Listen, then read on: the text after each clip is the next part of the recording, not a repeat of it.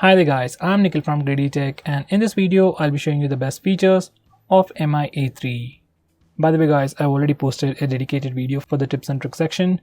Definitely check that out. Link will be in the description. Now with that said, the best feature and the most highlighting thing about this phone is definitely the Android One program. Right now this phone is running Android 9, that's Android Pie right out of the box. It also has the latest August security patch. As it is part of Android One program, it will receive regular software and security updates for the next 2 years. And this phone will be one of the first few phones to receive Android Q update right after the Pixel phones. So this is definitely a huge feature. Now the next best thing about this phone would be the overall design and build.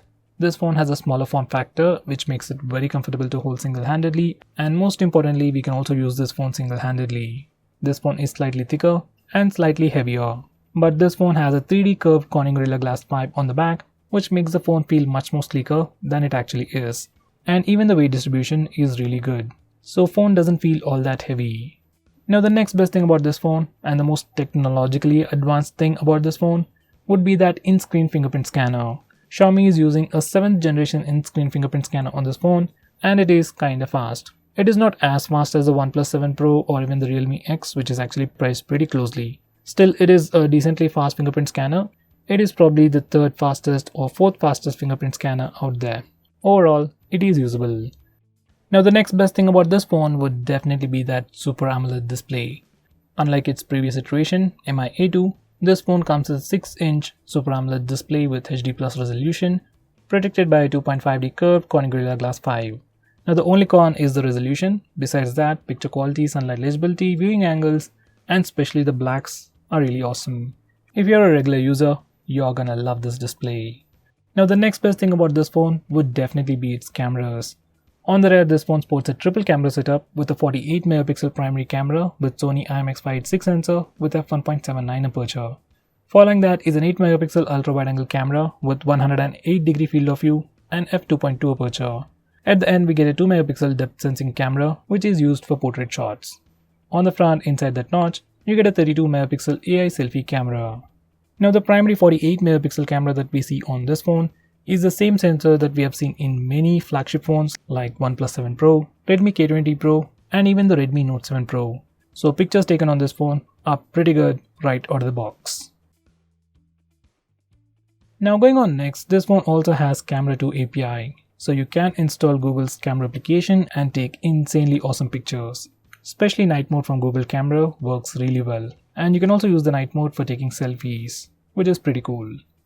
Next, this phone also has a dedicated 48 megapixel mode. Now even though this phone comes with a 48 megapixel camera, by default it takes 12 megapixel pictures by using a process called pixel binning. So if you want to take 48 megapixel pictures, you can do it with this dedicated mode.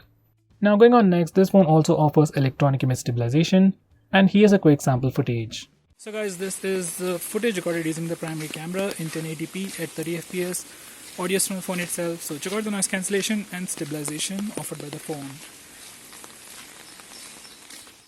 Now the next best thing about this phone would be the performance. This phone sports a Snapdragon 665 processor with Adreno 610 GPU.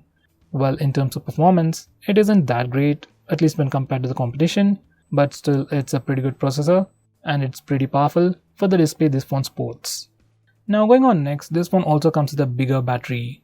Under the hood, this phone sports a 4030 mAh battery, and it can definitely last you more than a day. I have been using this phone for a week now, and on average I got about 6 to 7 hours of screen on time. For me, it easily lasted more than a day, and if you're a normal user, it can even last you 2 days. Next, this phone also supports Qualcomm quick charging up to 18 watts. Inside the box you get a regular 10 watts port adapter, but if you use a Qualcomm certified quick charger, you can get up to 80% of charge in 70 minutes, and you can charge this phone completely from 0 to 100% in just 2 hours. Next, this phone also has an infrared blaster at the top. You can install Xiaomi's IR remote app from the Google Play Store and then use your phone to control your TV, AC or anything that has an infrared remote. Now going on next, this phone also comes with a smart power amplifier. To start off, this phone already has a pretty large speaker box, and this dedicated amplifier will deliver you high audio output. Here's a quick audio sample.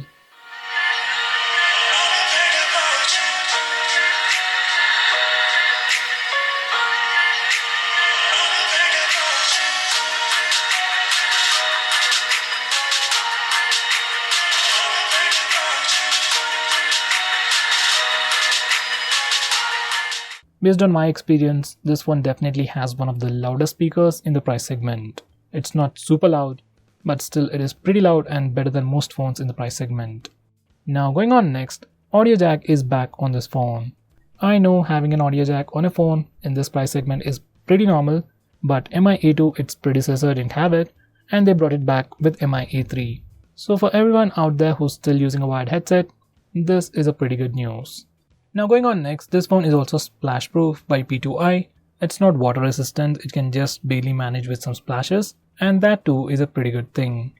Now going on next, we also have face unlock feature on this phone, and it works pretty well.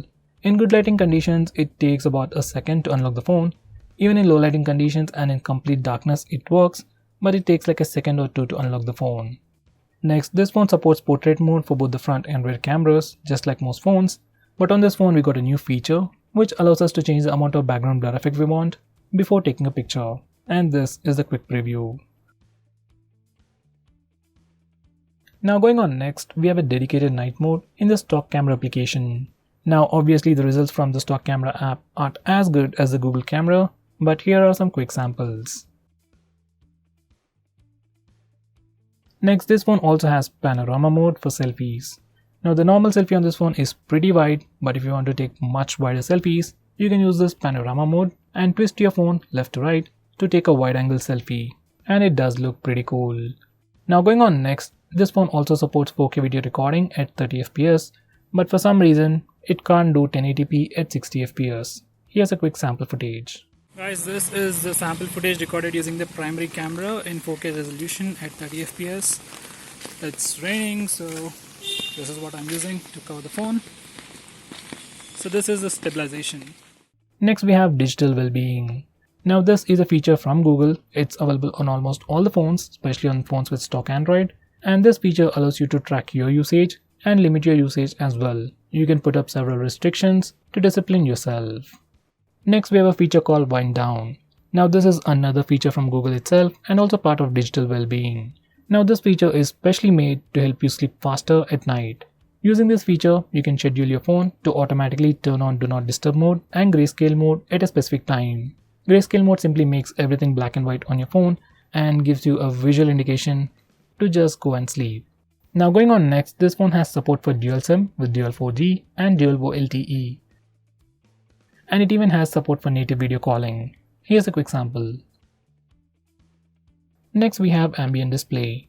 Now once you enable this feature, every time you get a notification, display lights up, shows you the time and notification. It's a pretty cool feature, but I wish this phone also had always on display. That would have been awesome.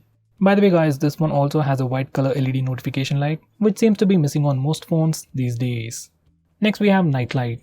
Now once you enable this feature, it puts a warm tint on the screen and filters blue light. Blue light emitted from the display is supposedly bad for you at night, so using this feature will help you sleep faster and better even if you use your phone late at night.